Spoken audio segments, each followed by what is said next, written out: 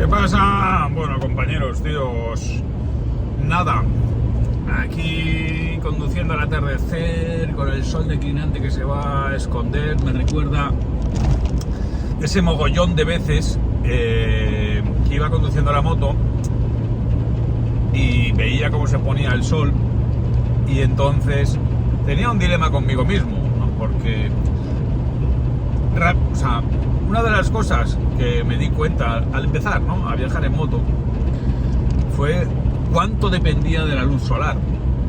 Nosotros, claro, al estar metidos, zambullidos en un universo de luz artificial, en las oficinas, casas y demás, tú vas a una oficina, curras, da igual que sea invierno o verano, siempre luz artificial, sales y ya a lo mejor es de noche, pero te sumerges de nuevo en la luz artificial, las farolas, los neones, las luces de tu coche, el transporte público, llegas a tu casa, pum, enciende la luz artificial.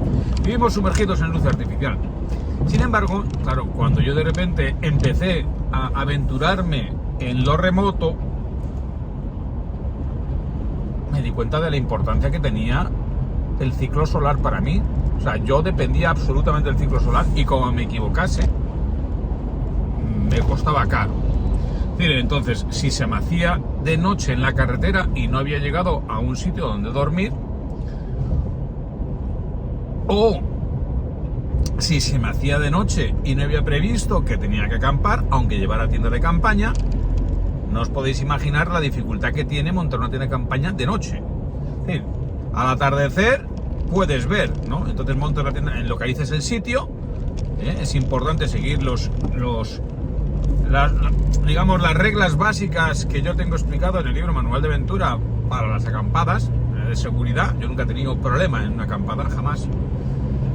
Nadie me ha molestado jamás en una acampada, ni personas ni animales.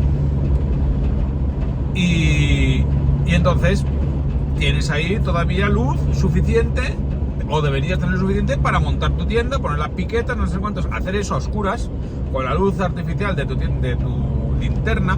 Primero, una linterna siempre llama la atención moviéndose, y después no atinas.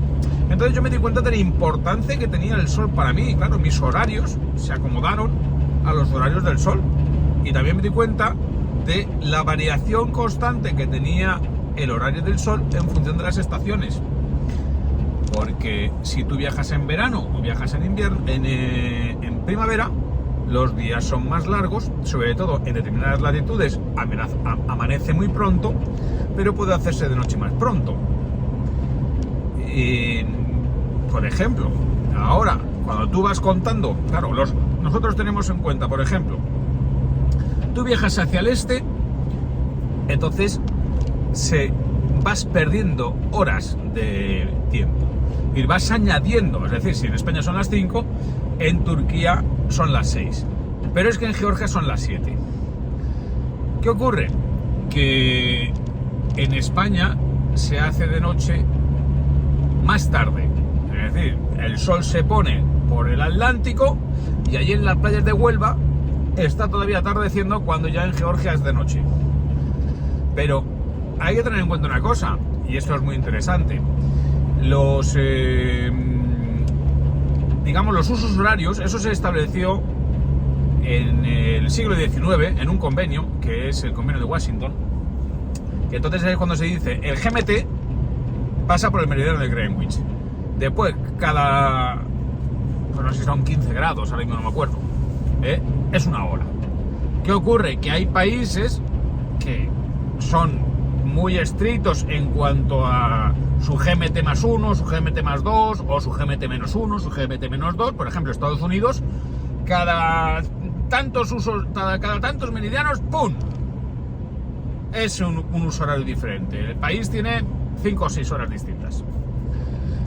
China, ¿qué hace? China, que es enorme, dice, a mí no me vais a confundir, para mí es un solo uso horario. Claro, es un uso horario en la frontera de China con Kirguistán o con Kazajistán, y en la frontera de China con Corea. Pues evidentemente, por mucho que sea un uso horario, según su decreto político, no es un uso horario solar. Es decir, en la frontera con Kirguistán será de noche mucho más tarde que a las 9 de la noche, por ejemplo, que en la frontera con Corea del Norte, que está completamente al este, o la frontera que da al mar de China. Ahí se habrá hecho de noche horas. ¿Con esto qué voy? Pues que tú puedes tener, según tu reloj, que son las 7 de la tarde, pero puede ser de noche cerrada. Por ejemplo, ¿qué ocurre? Que Turquía solo tiene un uso horario. Y claro, tiene el mismo uso horario en Estambul que en Trabzon, que ya está casi pegado a Georgia. Y no es lo mismo. Hay muchos kilómetros de diferencia. Casi 1000 kilómetros. Con lo cual, ¿qué eso qué significa? Pues que es la misma hora política, pero no es la misma hora solar. Esto me obligaba a mí a un recalculamiento constante. Primero, de a qué hora se iba a poner el sol. Cuando tampoco entonces, cuando yo aprendí a viajar, no había aplicaciones de estas que te calculan la hora de anochecida.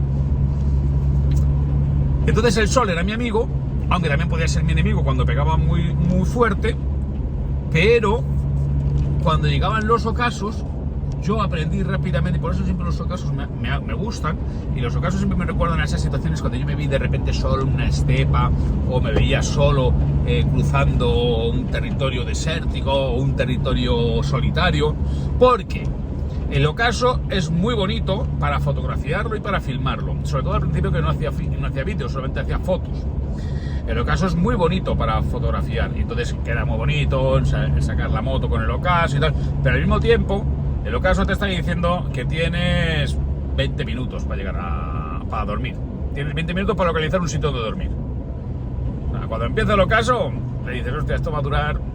Y ya no solamente el ocaso, sino cuando ya ves el sol, digamos, bajar, ¿no? Es decir, mientras el sol está alto, pues todavía me queda margen. Pero imagínate que de la ciudad a la que quieres ir está a 200 kilómetros, pero hay que controlar policiales, hay baches, hay carretera, pista y tal. Entonces tú vas viendo que el sol, aparte de tu cansancio y tal, ¿no? Tú vas viendo, y el consumo de combustible, tú vas viendo que el sol se va descendiendo, y dices, hostia, ahí me quedan 2 horas, ¿eh?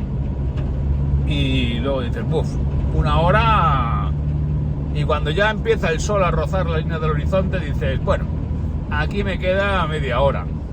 Y luego hay otro fenómeno curioso, que según vas subiendo en latitud, pues entonces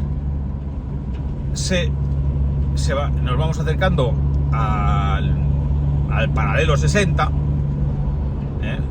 El Ecuador es el paralelo 0. Pues cuando nos acercamos al paralelo 60, ¿qué es lo que ocurre? Que nos acercamos a los polos. ¿Y qué ocurre cuando llegamos a los polos? Pues que el sol nunca se pone. El sol nunca se pone en verano. Y entonces es una sensación rarísima. Porque esto que dicen del sol de medianoche, tal, no, hay que ir todavía más al norte. Entonces tú vas en la moto. Y eso me pasó a mí, por ejemplo, en Alaska y en Canadá, habiendo superado el círculo polar ártico. Y entonces tú vas en la moto y tú vas viendo cómo el sol, eso está perfectamente descrito en el libro La Vuelta al Mundo en Moto. Es un libro muy bueno que yo os recomiendo, porque describe perfectamente cómo es estos fenómenos que no se suelen contar, que se dan cuando uno da la vuelta al mundo en moto. Y comprobé que la Tierra no es plana. Bueno, pues entonces tú vas conduciendo, y entonces, por ejemplo, si tú vas hacia el norte y el sol se va poniendo hacia tu izquierda, porque eso también es importante. El sol sirve para orientarse. Si vas hacia el oeste, el sol se va a poner de frente en tus ojos. Si vas hacia el este, el sol se va a poner a tu espalda. Si vas hacia el norte, el sol se va a poner a tu izquierda. Y si vas hacia el sur, el sol se va a poner a tu derecha. Bueno, entonces, ¿qué ocurre? Que tú vas viendo, vas ascendiendo, vas subiendo hacia el norte, porque te vas todavía más allá del círculo polar ártico. Es un espectáculo majestuoso, especialmente cuando te pillan estas latitudes de tundra, taiga. Tundra es desierto pelado de permafrost, y taiga es bosque boreal de coníferas. Entonces tú vas viendo que el sol se va poniendo a tu izquierda, y cuando el sol toca la línea del horizonte y dices, ahí se mete, empieza a subir de nuevo y se repite el ciclo. Y dices, coño, si el sol no ha llegado a ponerse, no ha llegado a desaparecer y ya está subiendo de nuevo. Es un espectáculo absolutamente fantasmagórico. Es una cosa flipante que te hace estar en un estado como de vigilia, pero semionírico, porque luego tú cuando, por ejemplo, tienes que dormir, o sea, tú, por ejemplo, son las 3 de la mañana y es de día. Ya, lidia con eso, ¿eh? Tú, por ejemplo, yo cuando estaba allí, pues en Alaska, cuando estaba, eso también es que es muy bonito, es una parte preciosa del libro.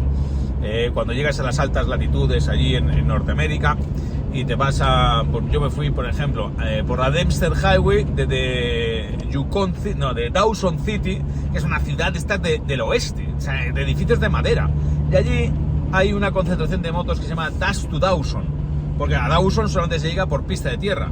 Bueno, pues entonces para llegar a Dawson City tienes que cruzar en un barge, en una especie de barcaza de río, tienes que cruzar un río lleno de rápidos y demás. Entonces, bueno, es como las pelis de vaqueros. Entonces llegas y tiene un salón y tal, todo es de madera como en las pelis de vaqueros. Entonces llegas a Dawson City y de allí sale una pista que se llama Dempster Highway, son 770 kilómetros que llega hasta un poblado polar que se llama Inuvik. Inuvik está asentado sobre permafrost, es decir, es el subsuelo que está helado, y entonces bueno, todo está por fuera, las cañerías están por fuera y demás, ¿no? Entonces es una población así muy fantasmal que vive 6 años de nieve, de oscuridad, 6 años de claridad, y entonces allí solamente hay los indígenas que allí viven y funcionarios del gobierno canadiense que manda allí para que habiten un poco aquello y les paga un sobresueldo y por eso se quedan allí. Entonces allí prácticamente ni nada. En invierno la forma de llegar a a Inuvik es por los ríos helados. Los camiones van por los ríos helados. Y en verano hay que hacer esta pista de tierra y hay que cruzar varias veces el río, porque claro, el problema es que en verano se deshielan las montañas y por tanto los ríos corren asalvajados, con mucha torrentera.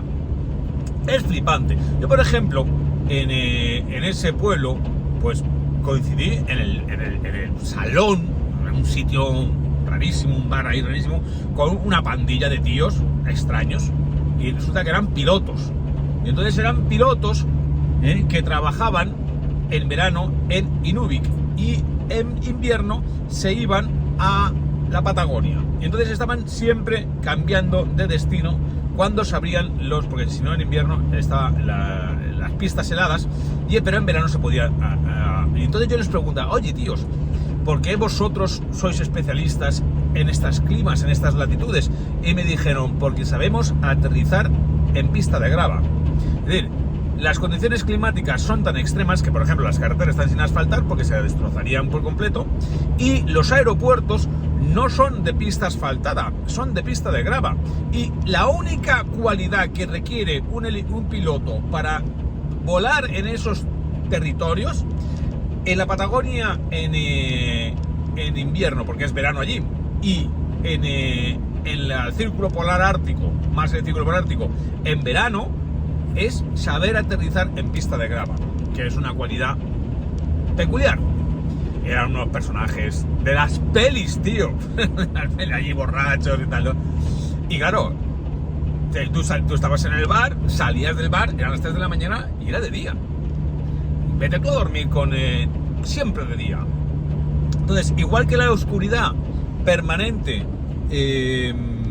deprime, pues la claridad permanente enloquece. O sea, el que a las 3 de la mañana, a las 4 de la mañana tú te quieres ir a dormir y, por ejemplo, montas la tienda de campaña, es de día, tíos. Y te estás dando vueltas en la tienda de campaña, oyes un ruido, será un lobo, será un oso, y es de día, tío, y la claridad esa se mete. ¿Y cómo concilias el sueño así? Bueno, pues eso es otra de las cosas curiosas que tiene dar la vuelta al mundo en moto. Entonces, bueno, tíos, yo Y estas cosas no salen tan claramente en el documental. El documental lo tenéis en Amazon Prime, es Motonómada, temporada 4. Es la vuelta al mundo, yo la di en solitario, yo la filmé en solitario. El verdad me dijeron, te felicito a tu equipo. No, a mi equipo, el único equipo soy yo, para por lo menos ese programa. Lo filmé yo en solitario, viajé yo en solitario, lo edité yo en solitario y lo he colocado en Amazon Prime. También está en nomadatv.es. Bueno, entonces, como novedades interesantes, ya tenemos aplicación para Smart TV de Nómada TV.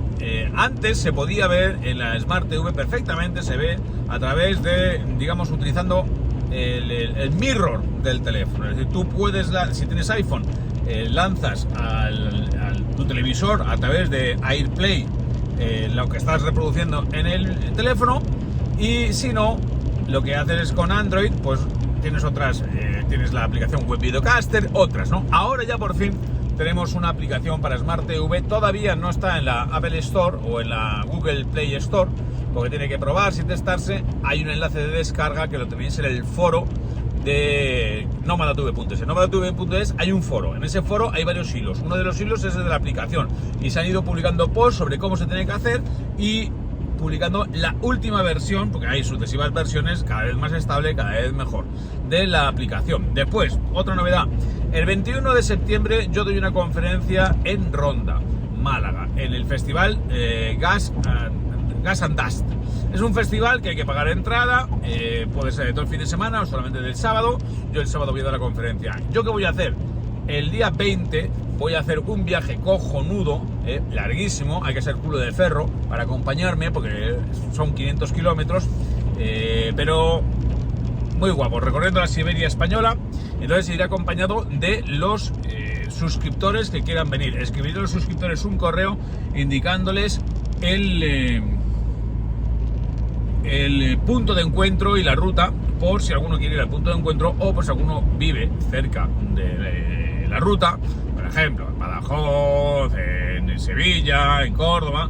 Pues entonces podéis ir a uno de los puntos que más o menos va a pasar cerca para encontrarnos allí.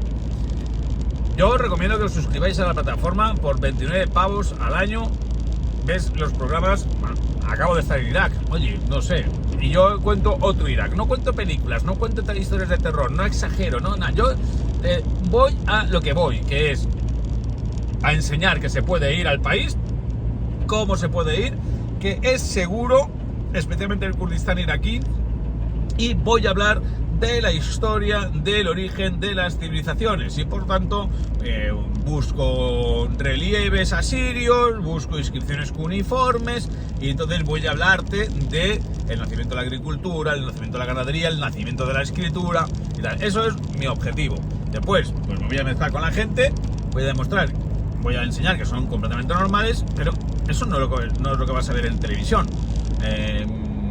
Entonces, oye, yo creo que son documentales que valen mucho la pena, porque además, aparte de tienen toda la aventura del viaje, tienen un montón de cultura, y la aventura del viaje es contaros cosas como estas que os estoy explicando, sobre las sensaciones que te produce pues tu vinculación con el sol, y cómo el sol no es igual para todos. El sol va cambiando en función de las estaciones y va cambiando en función de los escenarios. Yo, por ejemplo, que a mí me encanta viajar en invierno al norte de África, sobre todo Marruecos, pero también Argelia, Túnez. El año pasado ya en invierno fuimos a Argelia. Pues tiene una ventaja, que hace muy buen tiempo. ¿Cuál es la desventaja? Que se hace de noche muy pronto. Entonces tienes menos horas de luz y por tanto tienes menos horas para viajar, tienes menos horas para filmar y tienes menos horas para desarrollar el viaje. ¿Qué ocurre en verano? Que los días son muy largos, es estupendo, tener muchas horas de luz, se hace pronto, amanece a las 5 de la mañana, como por ejemplo en Georgia, a las 4:30, 5 ya era de día, pero es que a las 9 se hace de noche. Claro, hace un calor insoportable. Entonces, hay una variación. Entonces yo te explico todas estas cosas en mis programas para que puedas saber cuál es la mejor fecha para ir a cada sitio, y explicar que al final tienes que ser muy consciente de tu vinculación con el astro rey, porque en el momento en que decides convertirte en viajero en moto, te conviertes en un ser más de la naturaleza, es decir, en un animal más. Estás sometido a las reglas que marca la naturaleza. Te olvidas de la artificio, de la luz, no de la luz eléctrica. Es decir, la luz artificial se convierte en algo extraño, solamente lo vas a disfrutar cuando llegues a un hotel.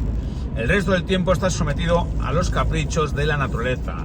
Lluvia, nubes, viento, frío, calor, y eso pues convierte tu vida en un, digamos, vaivén de emociones marcadas por simplemente la climatología. Pero eso es lo que hemos sido siempre.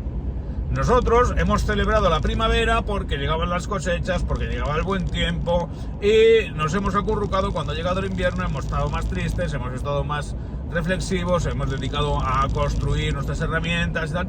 Bueno, cuando llegaba el mal tiempo, cuando se hace de noche muchas horas, pues hacemos unas cosas, y cuando se hacía de luz muchas horas, había luz muchas horas, pues hacíamos otras cosas distintas. Esa era la vida del ser humano en la naturaleza.